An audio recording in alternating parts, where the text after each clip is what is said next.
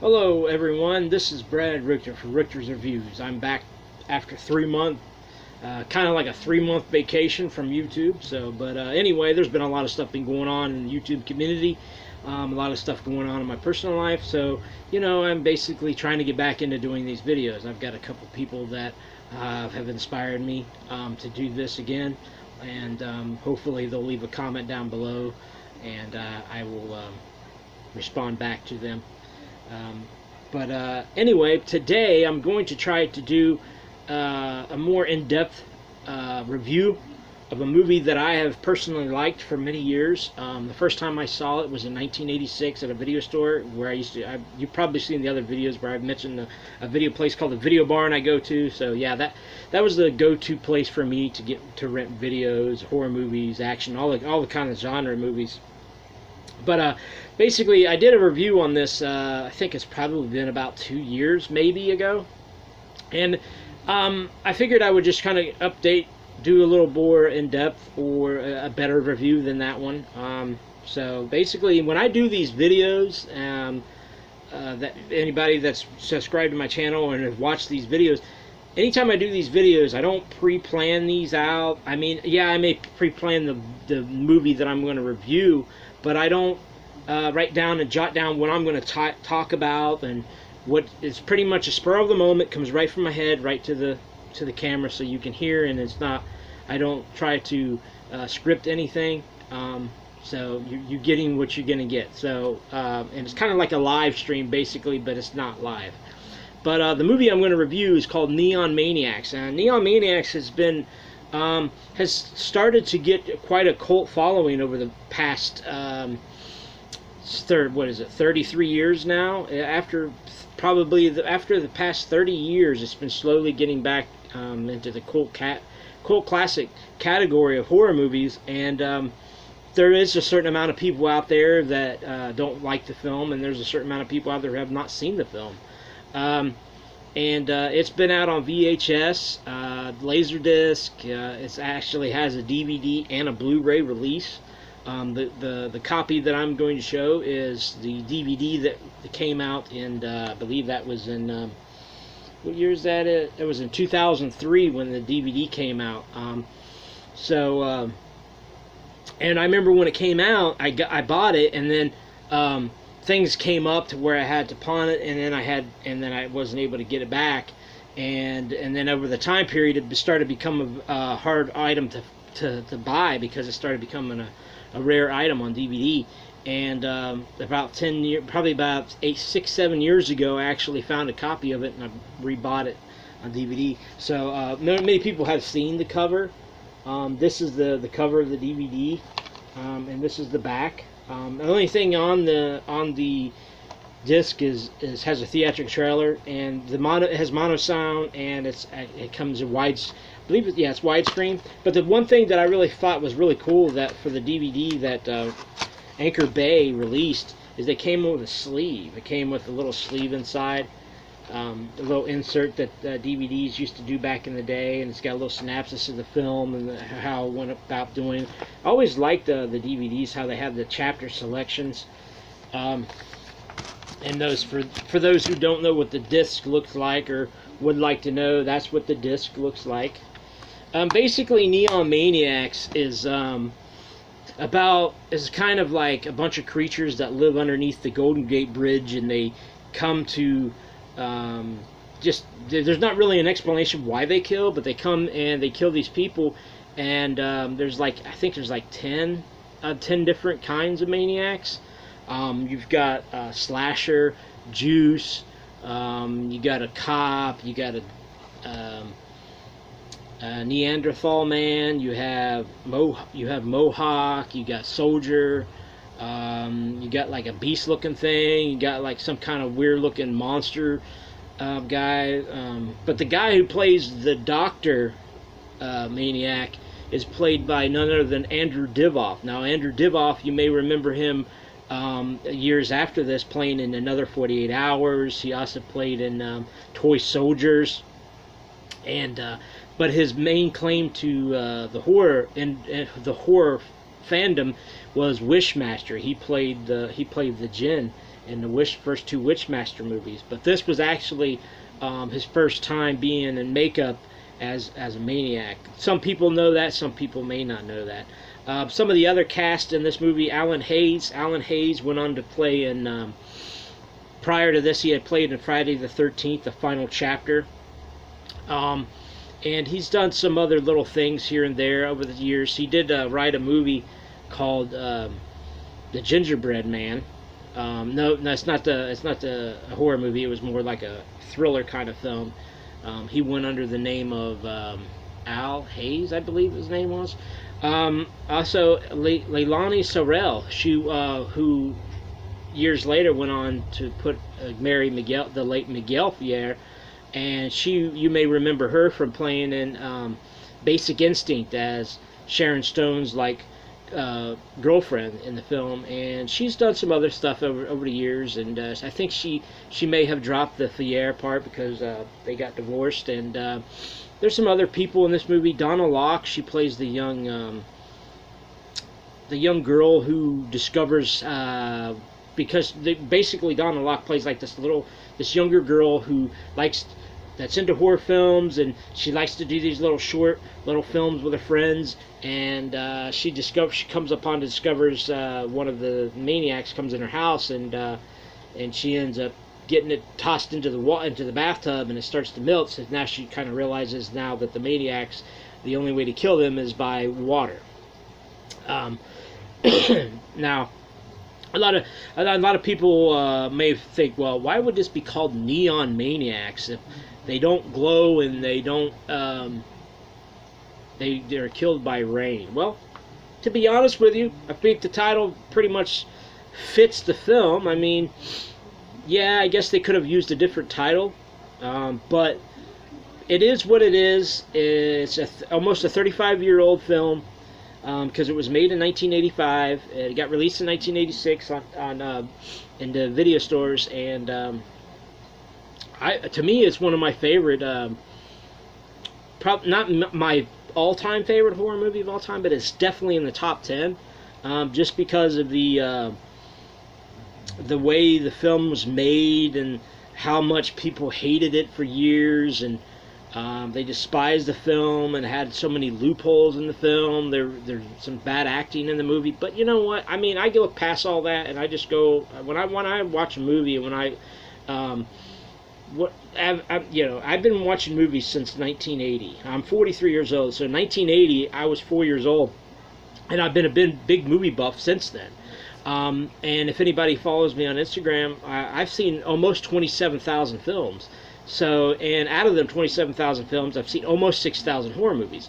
But that's beside the point. The point what I'm trying to make is that when I watch a movie, I try to judge what I like about it. You know, a lot of people take movies like Troll 2, for instance. Troll 2 is the worst movie ever. They did a documentary about it. And so basically that had so much backlash, and it's so stupid. It's like, just like the word says, worst movie. Even though I've watched Troll 2 probably 200 times since I saw it first time in 1992. But in that time period, I'm the only one in my family that actually enjoyed the film. A lot of my friends didn't even like the film, and still to this day, the family members that are still around and the friends I still have, they still hate the movie. But you know what? I like the movie. I've enjoyed it. I have it on DVD.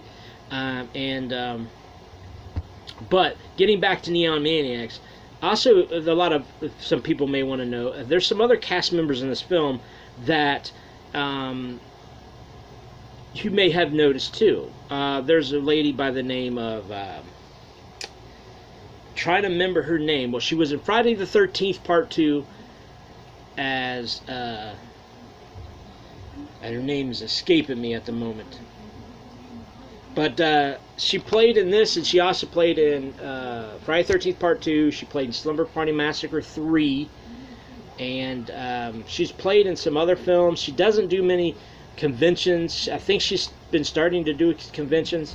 Let me try to figure out her name here for a second. Sandra was her name in Friday the 13th too. but I can't quite remember her name. Let me see. I got this book here that helps me remember certain things if I forget, because it's easy to do when you're trying to do a live video without having to script it and everything. But what was her name? Marta Kober. Marta Kober was her name. She played in Friday the 13th Part 2, and she also played in this, and she played in Summer Friday Massacre 3. I think she played in some other films. I just can't quite put it in my head at the moment. I know she played in NYPD Blue back in the 90s. She played in 1 or 2 episodes of that. And she hasn't acted in a while. Oh, she did play in the movie called Rad, like a bicycle movie that she did right after this movie. And there's some other character actors in this film. They're not really famous. Bo Sabato and who else was it? The guy. There's one guy in the movie that when it played in a movie called Snowballin' in the 80s, like kind of one of those sex comedies from the 80s. But basically, I liked how the beginning of the movie, if you ever get to see the trailer, I'm going to try to put a link to the trailer on this video. I always like to have the beginning started. All right, you have this guy who's fishing over the underneath the Golden Gate Bridge, and then he goes over this little thing underneath the bridge, and he sees this little skull, like a ram's head and a skull with a bunch of cards in it, and he starts to get the cards, and he starts going through it, and you hear the music in the background, and you see the different kinds of maniacs that's in there, and all of a sudden he ends up getting killed. But prior to that, there was a voice over the beginning, and it said, I'm going to read what it says because I can't quite remember. It's on the back of the DVD. All right, so let's see how well I can do a voice. All right. When the world is ruled by violence, and the soul of mankind fades, the children's path shall be darkened by the shadows of the neon maniacs. That is how the beginning the movie starts. You hear a voice say that, and then it goes to the scene where the guy gets killed, and it's really cool. There's also some scenes in the movie where they do kind of like a battle of the bands. The two names escape my right now, but Alan Hayes is one of the guys that sings on it. The song that they said, "Baby Don't Lie" or something like that. That's a pretty catchy tune in there. I thought it was really cool that everybody goes to this battle of the bands. They're all dressed up in costumes and stuff, and they always have these little squirt guns or shooting water and killing all these maniacs. So yeah, if anybody hasn't checked this out, definitely check it out. You can probably, I'm not sure if you can view it on YouTube. It may be on one of the streaming services like Fright Pix or Tubi TV, or maybe it's still on Netflix or Hulu or something. Maybe you can watch it on any of those. But if not, and you want a physical copy of it, the DVD can go for a pretty good amount of money. But so can the Blu-ray, is what I hear. But if you can grab your hands on a good copy for a good price, definitely do it. It's definitely worth it. Now, actually, I'm going to do something that I normally do in my other videos. Would I recommend this to anybody that hasn't seen it? I would recommend it to anybody that's an avid horror fan, that likes bad movies, that likes bad acting, that likes movies that aren't well known but have become cult classics over time because of being certain things they were bad at. Now my rating, I'm going to give 2 ratings on this one. I'm going to rate Neon Maniacs as far as a popularity rating. A popularity rating for me is going to be like what fandom would be, like somebody that cherishes the Rob Zombie films, the Halloween 1 and 2. I, for instance, have already made my opinion clear. I don't own the Rob Zombie's Halloween 1 and 2. Will I ever? No, I don't like them. Enough said. But there is a lot of people out there that do like those films, and I respect their decisions that they like them. So for this, I'm going to get a fandom rating on the Richter scale. I'm going to give it a fandom rating of I'm going to give it a fan rating of 8.5. Now, There may be some fans that may agree with me on that or disagree. But like I said, this is my channel, this is my opinion, and that's what you're going to get. Now, as far as my own personal rating for Neon Maniacs, I give it a 9. I give it a 9 because I've enjoyed it over the past almost 35 years.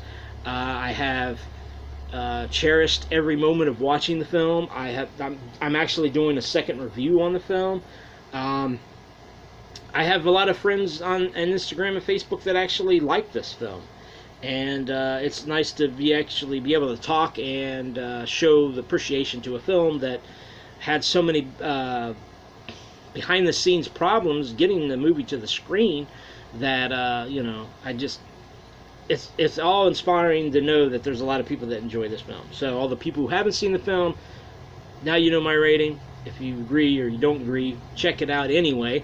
Also, I want to make a couple little tidbits here. The writer of this film, Mark Patrick Carducci, he's no longer with us. He died, I think, in like 98 or 99, I believe. But he was the one who wrote the script for this film, and he also went on to write the script for Pumpkinhead. A lot of people who know Pumpkinhead know that that's another classic horror film from the 80s, and he was pretty much didn't like the script on this, and the director Joseph Mangan, who also is no longer with us, he helped on that movie Alligator in 1980, and but yeah, I mean, there's a lot of people in the film that in behind the scenes, and some of the cast are no longer with us either, but you know, just had a lot of problems getting stuff into the screen and money and all that good stuff. And then the makeup effects by Alan Apone and what else was his name? Alan Apone and let me think. I think it's inside here. The two makeup artists that did the film here is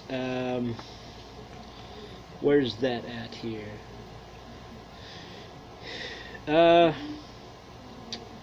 Well, Alan Apone actually he's done other horror films as far as makeup is concerned, and yeah, that's Stephen Mackler. He was the producer, one of the producers of this film. But the makeup effects were you know, they were subpar for what they were for the 80s. I mean, you got to remember back in 1980 they didn't have CGI that they do now. I mean, the blood was pretty much on set.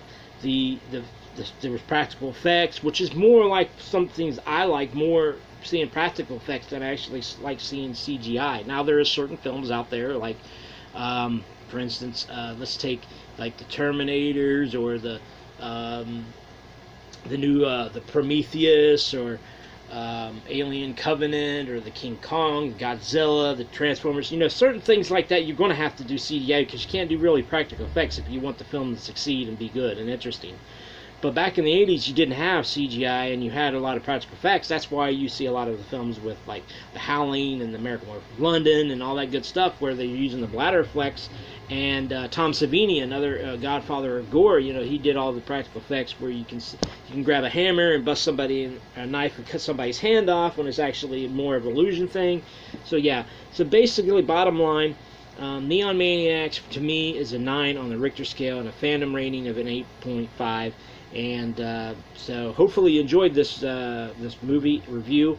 I'm not sure when I will come back doing another movie review. Maybe I'll show off some of my collection. I haven't done that in quite a while. I've gotten quite a few additions to my collection since then. And but yeah, so hopefully if you like this video, give it a thumbs up. If you haven't subscribed and you're checking this out video, please do, and hit that bell so you can get notifications when I do another video.